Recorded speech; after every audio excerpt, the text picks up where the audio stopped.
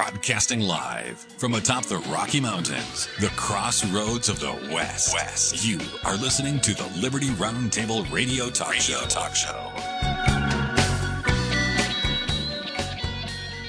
Happy to have you along, my fellow Americans. Sam Bushman, live, hard-hitting talk, always at your fingertips, radio and TV, spreading the word. We're on Facebook, we're on Rumble, we're on YouTube, we're on just about Instagram. We're on even Mike Lindell's platform. Just great stuff, folks. Check it all out and spread the word. We need people to spread the word, and we need people to donate and help us with funding because, man, TV's expensive, ladies and gentlemen. All right, without further ado, Lowell Nelson, campaignforliberty.org with me. RonPaulInstitute.org. Welcome back, sir. Hope you had a great weekend.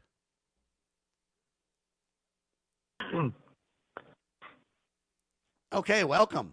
So much going on. Ron Paul wrote another incredible out-of-the-park article, Making Imperialism Great Again. Imperialism is not great, Lowell. No, it is not great, because it just has so many bad or adverse side effects. But that's kind of what the U.S. regime's been doing for decades, unfortunately. And so Ron Paul just sort of summarizes. I guess this is more of a summary of what's been happening the past week or two. He writes that it didn't take long for Trump to change the reason he went after Maduro in Venezuela.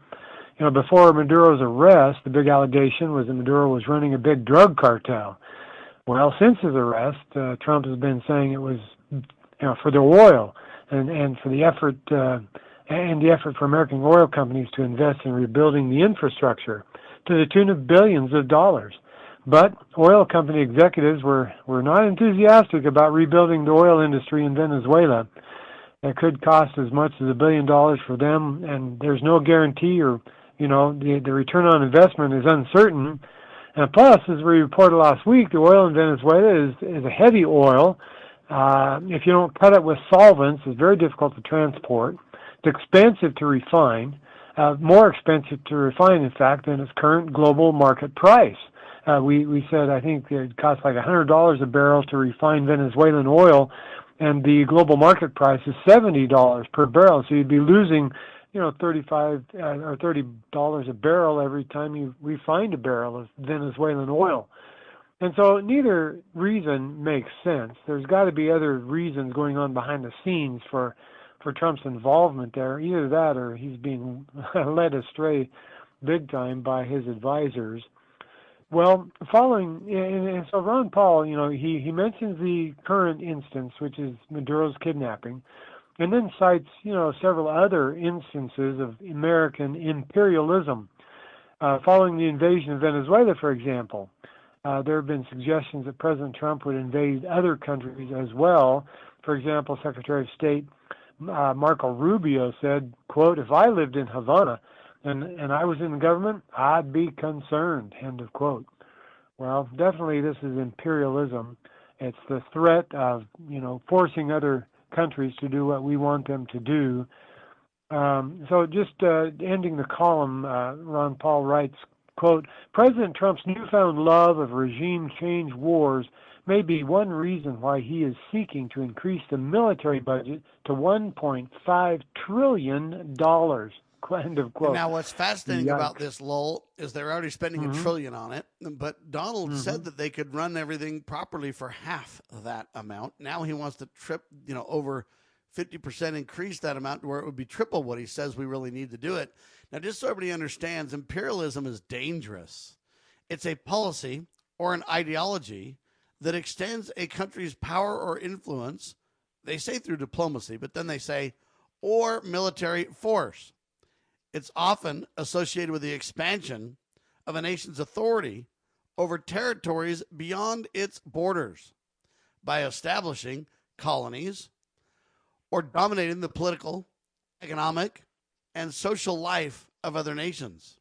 Imperialism can manifest itself in various forms, including, and they go all over and say, colonialism, where one country takes full control over another area, establishing settlers and exploiting it economically. Historically, imperialism was a significant factor in global relations since the 19th century through the early 20th century. Okay? The problem is it's nation building. The problem is its control of other nations. It basically backtracks to what you call building an empire, Lowell. That's right. Not only does it hurt the countries in which we intervene, but it's also killing the chances for Republican victories in the midterm elections. That's this year, later this year, in November of this year. A recent poll by the Pew Research Center found that there is much less support for an active U.S. foreign policy, interventionist foreign policy among Americans under 50 years old than among older Americans. And so, in other words, the young people, both Democrat and Republican, regardless of your political affiliation, young people are rejecting this idea of nation building. In fact, the differing view on foreign policy among younger people is a major factor behind Trump's support from young people in 2024. In other words, one of the reasons he got elected was because he was saying that he was not going to get into nation building, he was not getting into any new wars, and yet ever since he's been in there, he's been fomenting new wars, and so his supporters, those who voted for him, are just saying, well, he's another lying politician, so I'm not going to support him, I'm not going to support the Republicans. And so the Republicans are now set to lose control of the House and maybe even the Senate. And if that happens, which is pretty likely at this point, then almost anything Trump attempts in the next 2 years after this year's election would likely be thwarted, right? Wouldn't be able to do a single thing. In other words, he will be super lame duck. Yeah, super. Yeah. Now I'm not a big fan of the executive doing stuff the executive has been doing in the past 2 years, but nevertheless, we were hopeful that Trump would be able to, put through some good things, like what he's also talking about on social media about, getting away from computers and returning to precinct-centered voting in our election process. That would be a wonderful thing to do. But if he loses the Congress, the likelihood of being able to do that is very, very low. Because of course that's a state issue anyway. But nevertheless, and right it's nice now to what have you've a got bully though is pulpit. the Trump administration is suing a bunch of states who won't turn over their election data to the feds. And on one hand, you say, hey, we need that election data to vet the voter rolls. And folks, we're going in the wrong direction. We all agree that it's a problem. The fix is what I have a problem with. Why don't we turn it down to the precinct level and let the precincts, very local, deal with their very small voter rolls, piece by piece by piece, with somebody locally in charge. What they're doing, though, is they're saying, hey, we can't have the states doing mail-in ballots. That's a scam. Let's have the feds in charge. What issue have the feds been in charge of that they don't have authority to be in charge of has gone well, Lowell? Can you find one? Not a single one, Sam. In okay, fact, so Trump suing these states trying to get the voter rolls, that's not the answer either. No, in fact, I think Freedom Watch has been more successful than anybody in cleaning up voter rolls. I think they were just talking about this in an email the other day. Something like 5 million names removed from voter rolls, because of their actions in the past year. And that's huge. That's very significant. But my experience as a precinct chair right here in my neighborhood is that I have about 850 names of registered voters in my precinct, and because they're local to me, I'm thinking back. About 1/4 of my precinct are my neighbors that I know very well. And I have good friends in other parts of my precinct who also know their neighbors very, very well. And so it's very easy for us to walk through the voter list and identify people who have passed away, who've died, people who have moved, and for us then to communicate those names to our county clerk so that those names can be removed from the voter rolls. So if you break it down and have the precinct people do this vetting of so-called voters, then it's very easy and straightforward to remove them because we know who's here and who's not here. We live among these people, many of whom, some of whom who have passed on or who have moved. So, Sam, you're spot on when you say we need to return to a precinct-centered vetting process for our voter rolls and for our elections. That is the way to go. Sam? And don't fool yourself, ladies and gentlemen, when you think, oh, Donald Trump's got this, he's going to make it right, because it won't be long when Trump won't be the president. And whether he has good intentions to do it right or not is not the point. The question is day in and day out, partisan politics. Will they do what's right going forward if we bring this to the Fed's level? Absolutely not. Former Sheriff Richard Mack recounts in his book The Proper Role of Law Enforcement how he came to realize while working as a beat cop how wrong the all-too-common orientation of police officers is when they think of their job as being to write tickets and arrest people. Richard Mack tells of his personal transformation from by-the-number cop to Constitution-conscious defender of citizen safety and freedoms. Learn what it really means to serve and protect. Purchase your copy at CSPOA.org. That's CSPOA.org. Get ready to be part of something incredible. We're breaking barriers and delivering the powerful stories that mainstream media won't touch. Your support is what fuels our mission to revolutionize journalism and bring you the truth. Join our passionate community of changemakers by donating at libertynewsradio.com today. Together, we're creating the future of news. Cybercrime is exploding. Take Sarah from Sweet Delights, whose world crumbled after having to close with not being able to bounce back. Small businesses are prime targets, but the right strategies can keep yours safe. Jay Hill, CEO of Network Providers, has co-authored The Cyber Playbook Simplifies Cybersecurity for Business Owners with Strategies to avoid costly breaches and fines. Build a strong cyber attack response. Secure your business with key protections. Cyber threats aren't slowing down, but you can stay ahead. Protect your business. Ensure its security for tomorrow. Get the Cyber Playbook today at networkprovidersinc.com/cyber-playbook or call 385-446-5500 now.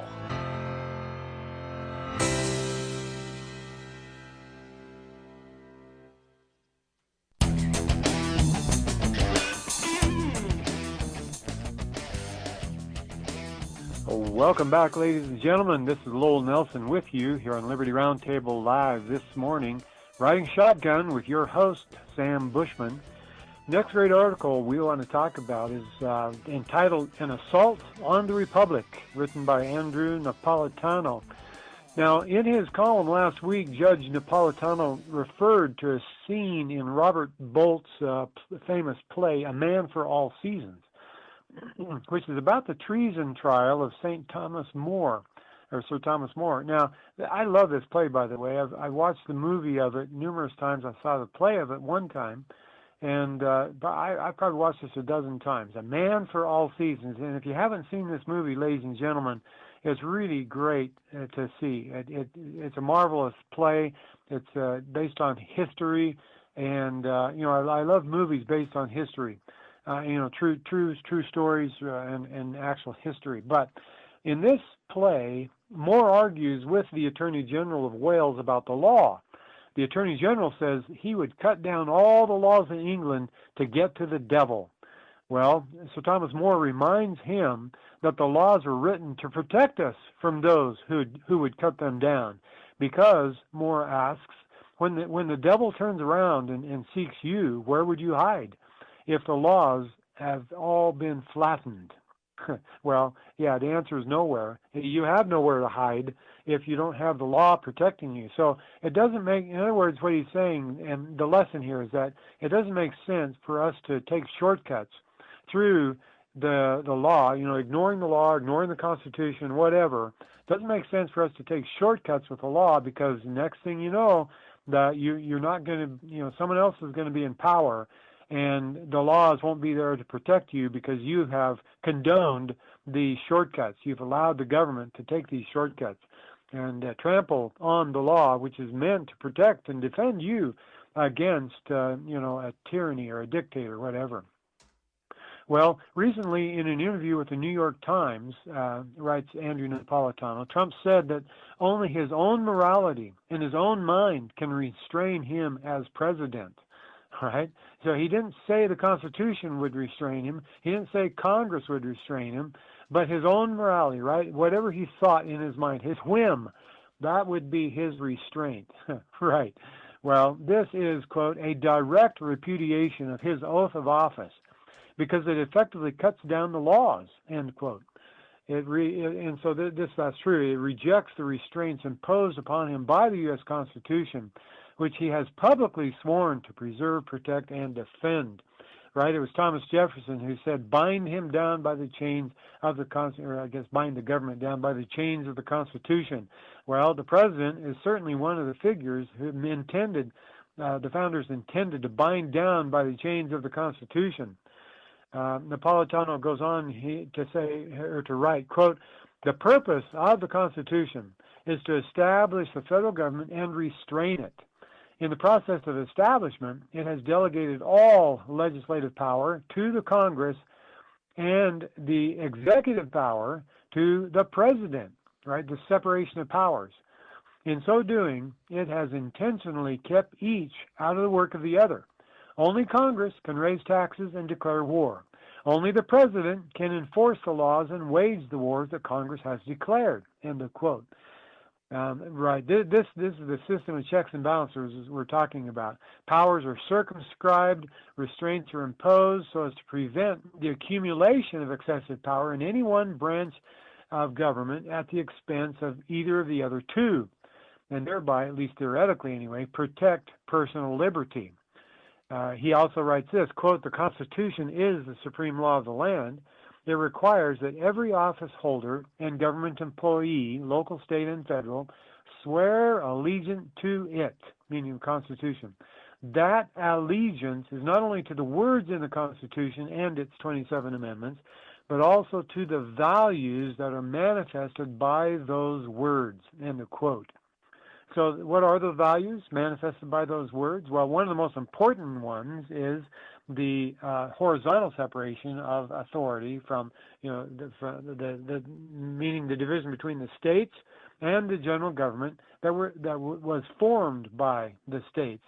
The states are superior to, they are the sovereigns, and they're the ones who created the federal government, and so the creature should not be commanding the creator what to do. It just should be the other way around. And yet we have seen over the past century and a half this upside down revolution that has occurred, this slow grade revolution has occurred to the point now where the general government treats the states as political subdivisions.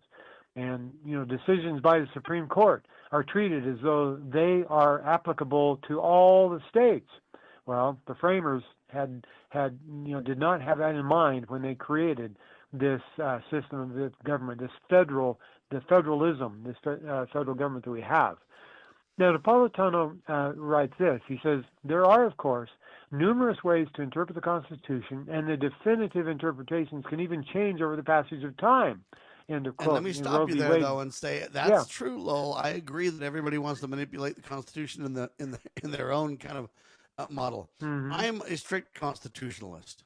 Okay, I don't believe in this living, breathing document that just can be expanded, manipulated, and perverted. Look, I read it, and it says what it means, and it means what it says. And so we need people to strictly interpret the Constitution for what's written, not their own modern twists or interpretations. And what those who want to manipulate the Constitution or craft it into their own fashion would say is, well, Sam, those old guys didn't know what we're dealing with in modern times. And my response is they clearly did. Go study the Federalist and the Anti-Federalist papers. Go study the Bill of Rights. Go study the words of the founders. Go study Bastier's The Law. Go study. They clearly understood, and there's nothing today that they didn't already deal with appropriately. Okay? Understand jurisdictional boundaries. Understand checks and balances vertically and horizontally. Understand delegated authority. Nothing more, nothing less. Understand that at the general level, if it's listed, they can do it, and if it's not, they can't. These are very simple principles that lock down these crazy interpretations that just want you to believe it can mean anything they say it can. That's blatantly a lie. And unless we have fidelity to the real words, their intentions, what they meant, and we studied in the traditions of the founders to understand what were they wrestling with and what was their real questions and what were they trying to solve, etc., then you begin to clearly understand. And until then, you don't. But we need a strict interpretation of the Constitution, Lowell. That's right, and it's not a textual interpretation. It's what the ratifiers understood the Constitution to say and mean at the moment they gave it legal force by casting their vote for its ratification. There's some textualists that read the words and they decide, well, this means thus and such, but that's not true. We need to go back to read what the ratifiers understood, what they thought they were ratifying when they gave that document legal force. That's what we really need to do. And if we understand the Constitution in that framework with the perspective of a ratifier, then we have a true understanding of the Constitution we should be restoring. That's one of the questions that people should ask themselves, Sam, is which Constitution should we restore?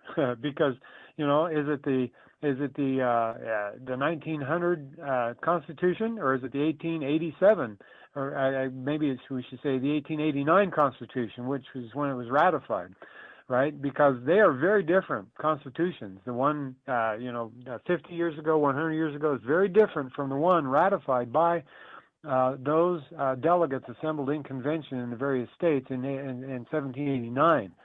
So, and the one that's recent that you mentioned really is the color of law. Yeah. Okay, because we've never changed to that one constitutionally. There's ways that you can change the Constitution or modify it, and we did not go through those steps. In fact, President George Washington said, "Let there be no change by usurpation," which is which is what happens when Congress passes a law that somehow changes the Constitution. Right? This authorization of military force, for example, the AUMF, that is an amendment to the Constitution. What about the drug laws, prohibiting the use of drugs, right? That is a congressional amendment to the Constitution. That is a change by usurpation. The people who passed the 18th Amendment, they understood that if the general government's going to get involved in prohibition of alcohol, right, the manufacture, sale, and distribution of alcohol, we needed a constitutional amendment to do that because the general government was given no authority, right? The states vested in the general government no authority for that.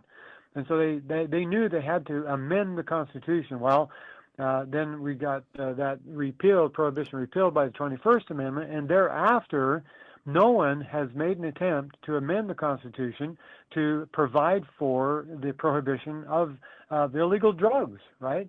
And so what we have is time and time again, over and over, this change by usurpation against which President George Washington warned us. Sad but true. And really Judge Napolitano is saying, hey, this is out of control. Now understand, folks, this shocking House betrayal where they voted for the Obamacare expansion bill. Now it's in the Senate. The pressure's on. It's going to fund abortion. Okay? We've got to stop that. In plain English, hey, they were asked to vote in blind trust of Democrats. They did so. And we should relegate Obamacare to the dustbin of history. But instead, we're ready to go ahead and promote it, ladies and gentlemen. 17 Republicans are with the Democrats promoting it now, and the numbers, sadly, are increasing. This is exactly what Lowell's talking about. We'll talk more in seconds. You're watching and listening to Liberty Roundtable Live.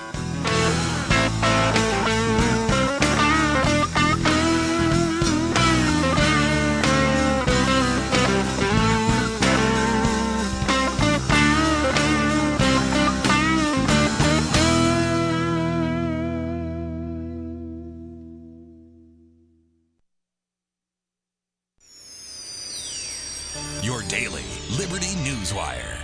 You're listening to Liberty News Radio. Breaking news this hour from Town Hall. I'm Rich Thomason.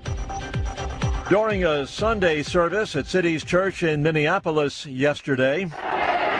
So you can see the protesters here have gathered over here. They're in the middle of the church.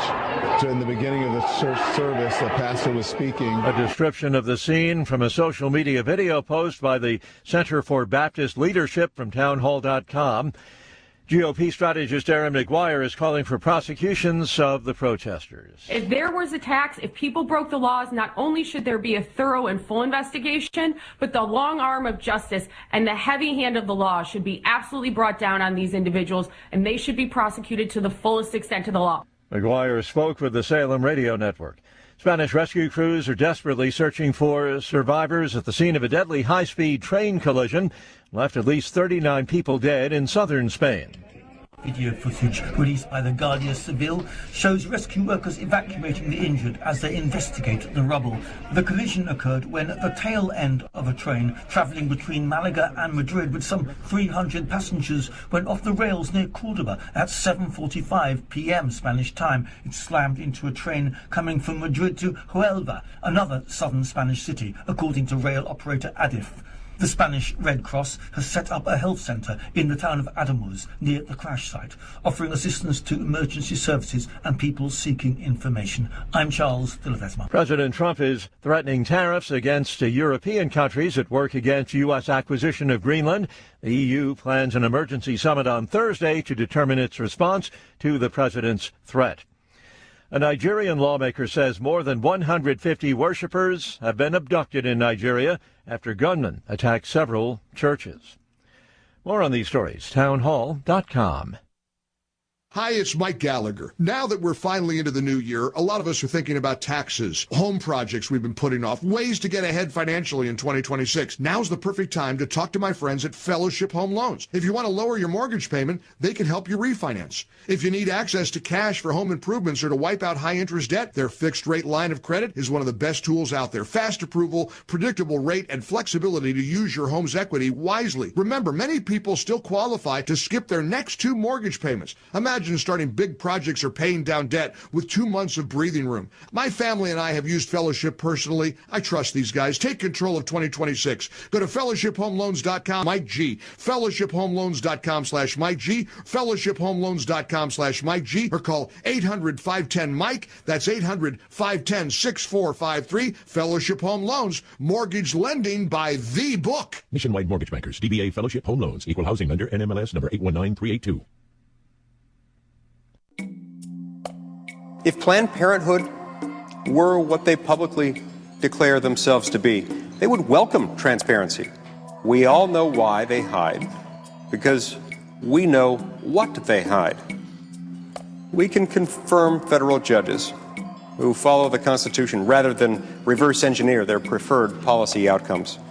The truth about abortion is spreading because of advances in medical imaging, because of brave journalists, tireless activists, compassionate doctors, nurses, and other healthcare professionals. The rising generation of young Americans is the most pro-life in decades because they know too.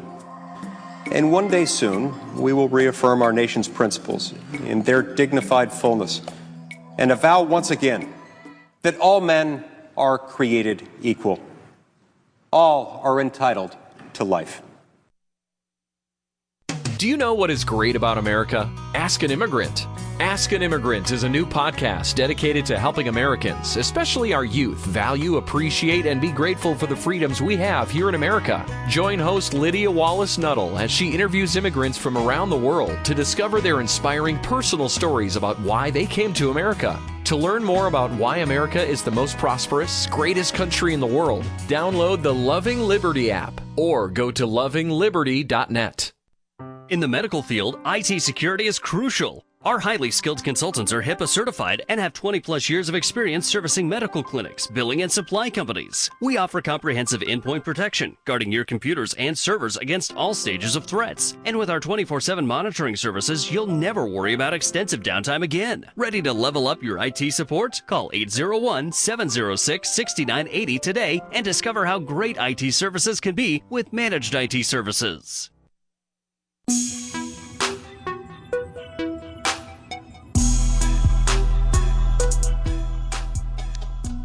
Welcome back, ladies and gentlemen. Thank you for being with us here on Liberty Roundtable Live this morning.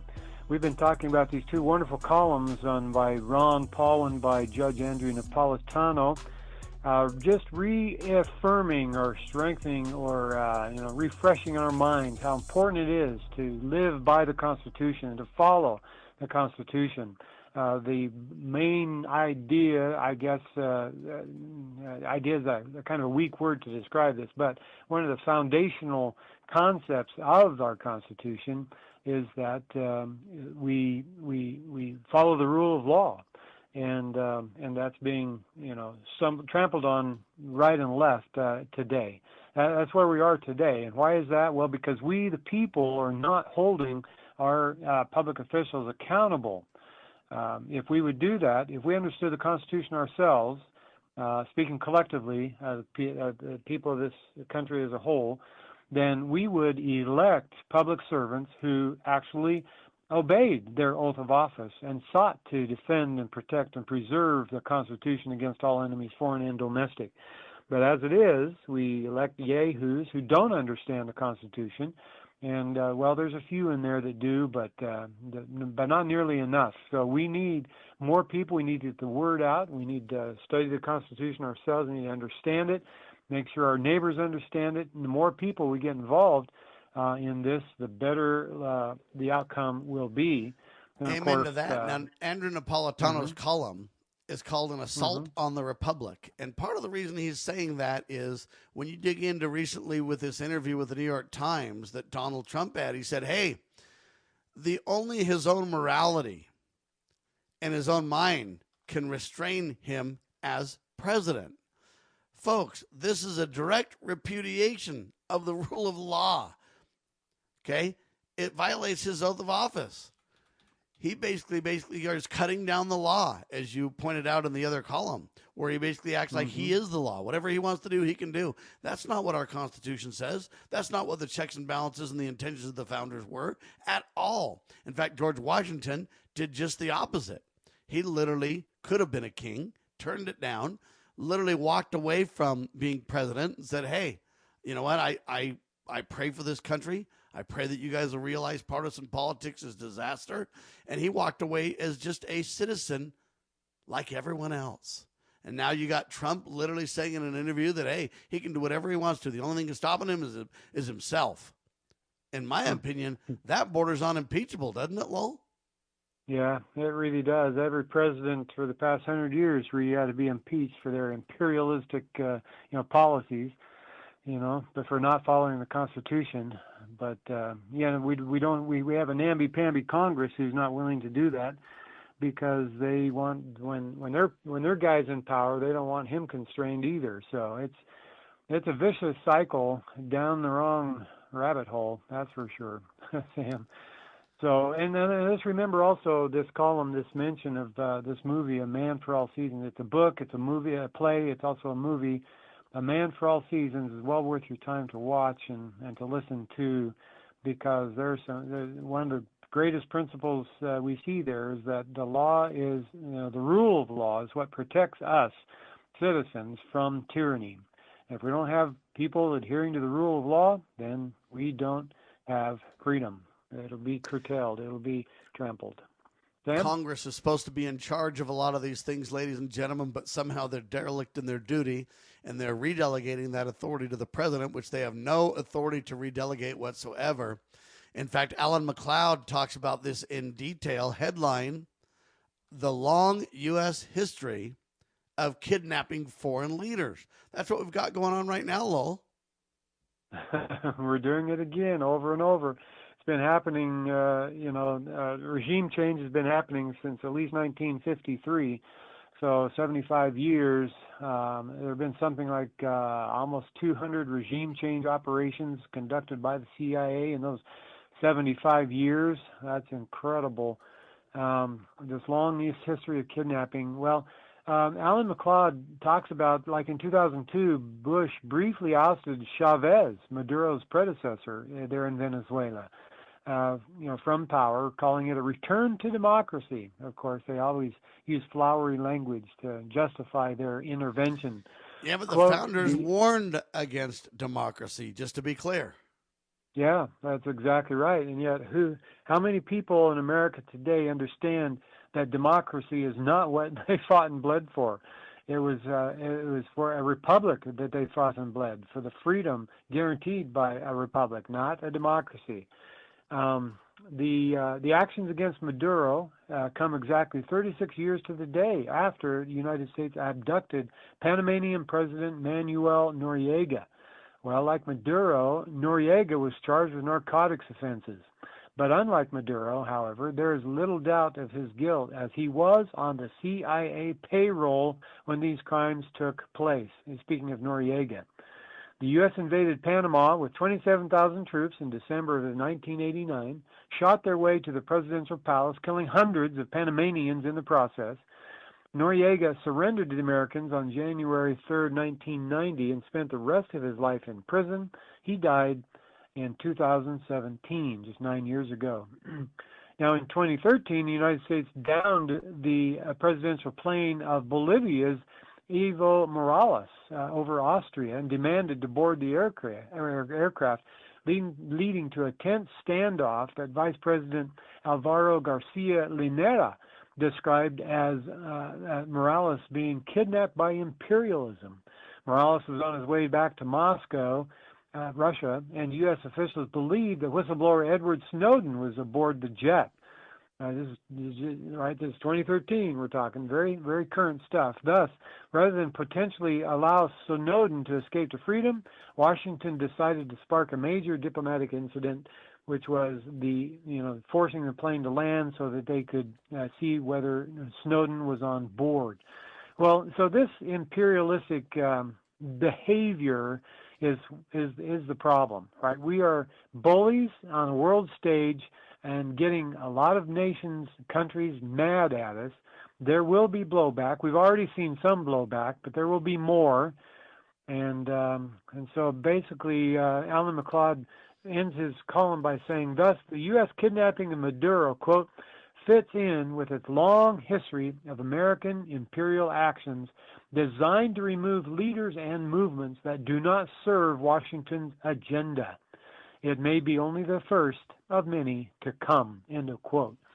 Well, you got that right, because we are an imperialistic nation, regime right now, and there are other countries, fish to fry, as Marco Rubio would say. We got Cuba, we've got, other countries that, need to be freed from the chains of their tyrants, right? And so we're going to go promote democracy. We're going to go nation build in Venezuela and other countries. Unfortunately, this is the pathway we are on, and against which Alan McLeod is warning us right now. And McLeod finishes and says, although Trump's kidnapping of Maduro might have shocked some people, most of us know that U.S. imperialism has been on display for many years. And that's the problem, is that, we can't even debate in America whether it's a kidnapping or whether you had the right to take him, or, people are saying, well, the ends justify the means. It's such a crazy world out there. Trump had to do something. Folks, you've got the supreme law of the land, then you can't ignore it. And the more we ignore it, the more of a mess we're going to have. It's that simple, Lowell. Absolutely right, Sam. As you have often said, the Constitution is our blueprint for liberty. If we want liberty, we got to follow the blueprint. It's like building a house. If you don't follow the blueprint, if you don't follow the plans as you build the structure, then it's going to fail, right? It's not going to have a solid foundation. Maybe the walls will tip over, the windows will fall out. I mean, you just, if you don't follow the plan, then you will not have a structure worth living in or worth retaining. It will fall apart, and that's what we find today. Our republic has been falling apart. for well over 150 years, maybe longer, because we have failed to follow the blueprint for liberty, the U.S. Constitution. It's the document, it's the agreement among states to vest with one general government certain limited enumerated authority. And so every time the federal government steps beyond that enumerated authority, which they do routinely, 99% really of what the general government does today is a step beyond the warrants provided in the Constitution or the authority specified and enumerated in that document, in that blueprint for liberty. And thus we are reaping the whirlwind. We are reaping the punishments for doing that, right? We're not necessarily safe in countries around the world. There was a day, once upon a time, when Americans were welcomed in almost all countries of the world. But that day has long since passed. We're looked on with suspicion, and we're treated like, less than we... we're treated less than we should be, Sam. But if we act like tyrants around the world, we can expect nothing different domestically. Our dear friend Gary D. Barnett, LewRockwell.com, highlights this reality. The state-controlled grid is being built to cage you. As a parent, is receiving a faith-based, character-focused education for your children difficult to find? Do you believe that godly principles should be a central component in your child's education?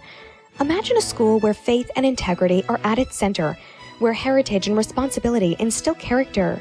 For over 40 years, American Heritage School has been educating both hearts and minds, bringing out academic excellence. This is the school where character and embracing the providence of a living God are fundamental, where students' national test scores average near the 90th percentile. With American Heritage School's advanced distance education program, distance is no longer an issue. With an accredited LDS-oriented curriculum from kindergarten through 12th grade, your children can attend from anywhere in the world. American Heritage School will prepare your child for more than a job. It will prepare them for life. To learn more, visit American-Heritage.org. That's American-Heritage.org. Step into the boots of the American West with Range Magazine, where grit meets grace. This is a front row seat to the stories, struggles, and triumphs of ranchers, farmers, and stewards of the land. From jaw-dropping photography to no-nonsense reporting, Range brings you the untold tales of life on the range. Whether you're a city dweller with a cowboy's heart or living life where the pavement ends, Range speaks to the soul of the West. Subscribe today at rangemagazine.com. Are you ready to stand up for your community and support your local sheriff? Join the Constitutional Sheriffs and Peace Officers Association and become a vital member of the Sheriff's Citizens Posse. At CSPOA.org, we empower citizens like you through weekly webinars, arming you with the knowledge to back your constitutional county sheriff. Together, we can uphold our Constitution and ensure liberty and justice for all. Your community needs you now more than ever.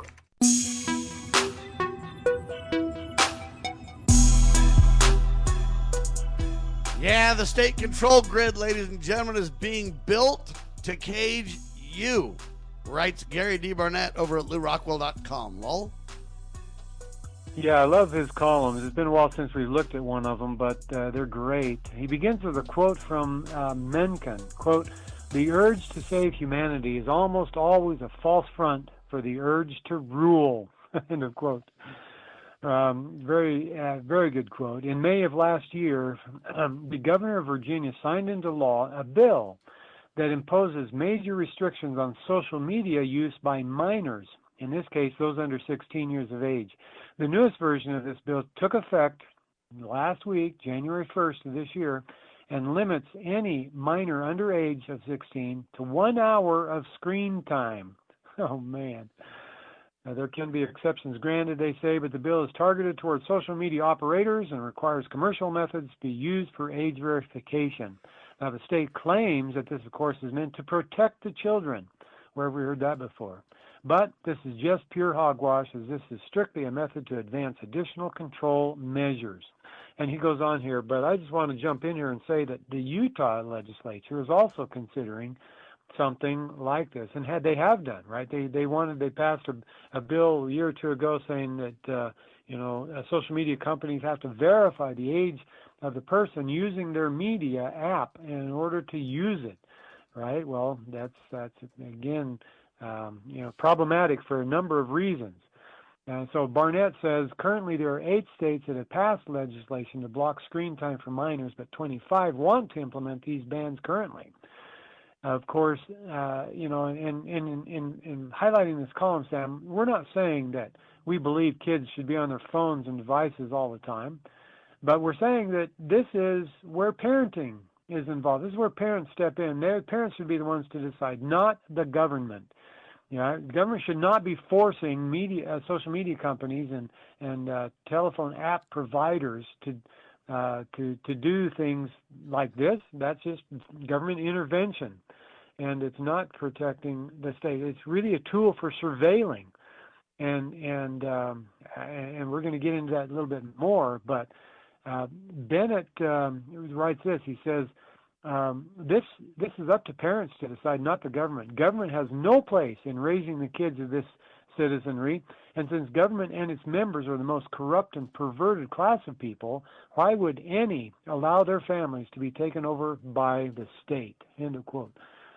Well, Barnett warns us this is not just about protecting minors, it is about control. Quote, by passing these heinous censorship laws, the state is setting up a control grid based on age verification. This will require at some point, happening already, that everyone using a phone or other device will be required to give their personal information in order to verify age. End of quote. And by doing that, right, they can now surveil, right? If you have to establish your age, that means you have to establish your identity, and then your use of the app then can be surveilled and tracked. They will know where you are. They will know what you're doing, because they can surveil it, they can control it. That is the game plan here, and it's a vicious and a vile game plan. Barnett says this is, quote, this is all part of the drive towards an all-encompassing AI system, including digital IDs, biometric collection, a digitized monetary system, the elimination of cash and all private transactions, tracking of 100% of financial transactions, and is the reason these yahoos want to pass laws requiring extensive data collection. This will eventually include facial recognition, fingerprinting, voice collection, eye scans, DNA samples, and so on, so that every move you make can be monitored. Yeah, your social credit score will be mixed in, the whole list. Felix Frankfurter had a great quote about this, folks, where you and I need to get involved. Lowell? Quote, the power of the state is measured by the power that men surrender to it. End of quote.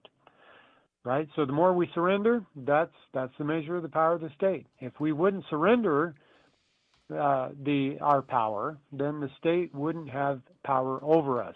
It's that simple. Now, folks, if you think Gary Barnett's column is over the top, Lowell had the opportunity to attend the Highland, Utah meeting that they have monthly, and they had an incredible guest. Lowell? Yes, Chris Bramwell. He is the Chief Privacy Officer of Utah. He came. He's a young man, probably in his 30s. Very knowledgeable, and he talked to us about privacy in Utah. Now, he introduced SEDI, S-E-D-I, which stands for State Endorsed Digital Identity, SEDI. Now, this is very interesting because he is, ostensibly one of us, Sam. He wants to protect the digital identity of people in Utah and not open them up to surveillance and control. Because today, right, if you use your app, for example, and you log into, some social media, say Telegram or Signal or some app, right, and the app will verify that you have an account and that you're logging into your account. They do that by what they call phoning home. And so they contact the home base and to verify you have an account with them, and then allow you in if you give the proper password. Well, that phoning home tells the state where you are and what you are doing. Well, SEDI, ostensibly, is a constitutionally based model meant to restore trust and protect liberty in the digital age. It does not phone home. In other words, the state endorsement is in a database, and they send that out on a nightly basis to providers, and then the media provider checks its database. It doesn't phone home. It simply checks the database. It has a copy of the database, and it gets a fresh copy every day, right? And so it doesn't phone home. It simply checks the copy of the database to ensure that you are able to log in to that app. And so, all right, so let me stop you really quick and ask a question. Would you rather phone home to a government database or to a corporate database? Well, right now the corporations they're giving their databases to the government anyway, so it's a little different. So the government just wants it directly. They don't like a middleman. Yeah, exactly. But yeah, I mean, if I had to choose between them, I'd choose to phone home to a corporate database. Yeah, so my point is I don't want to phone home at all. And if Americans literally rise up and say we're not going to use services that require phone home, then we could change this game. But this idea that the government's going to create this framework to protect us, I'm not buying it, Lowell.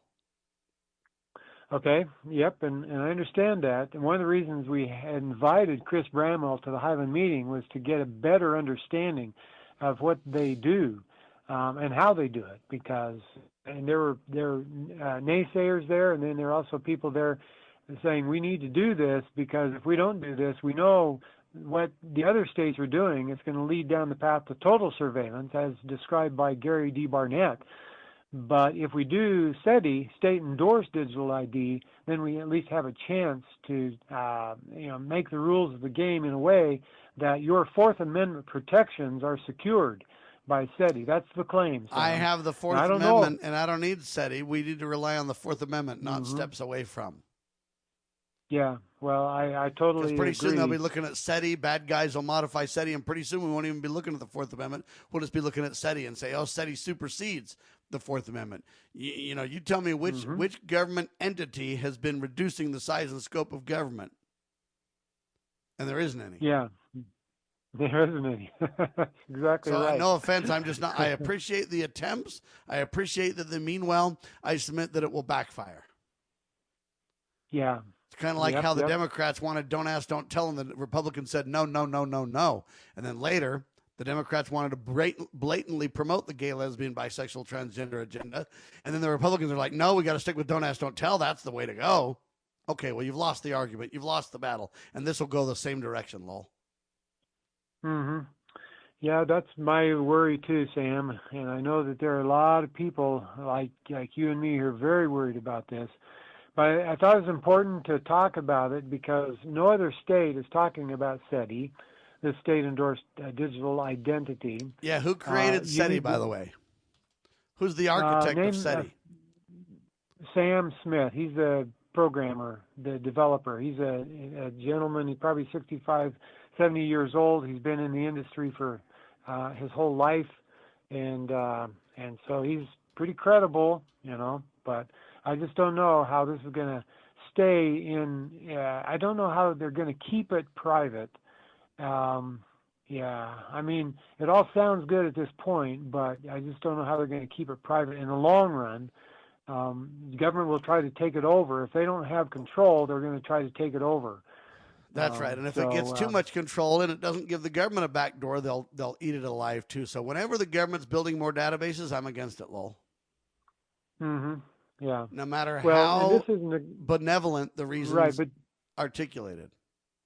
Right. Now, this isn't a government database, right? This is state endorsed, but it just means that they know that you're Sam Bushman. They know that I'm Lowell Nelson. And but does the state have access to it? They publish what their list is, but then the app doesn't talk to the state. It talks to the published app, the published database. I understand, but I'm just telling you that government has their foot in the door, and you look out, mark my words, in 20 years, I'll be 80 years old, and we'll be talking about it, ladies and gentlemen. I'm just telling you right now, it's disaster in the making. Look, what we need to do is decentralize, not centralize. What we need to do is get the government out of it They don't need a backdoor to everything we've got. That's the problem we have now, is they've got a backdoor and they monitor all communications. They'll never endorse a plan that decreases their hand in monitoring everything we say and do. I'm telling you that right now. Write it down and remember who warned you first. Lowell Nelson, campaignforliberty.org. Thank you so much, sir. You're welcome, sir. Very good to be with you. Thank you. All right, that's a wrap. I'm Sam Bushman, lovingliberty.net. God save our republic.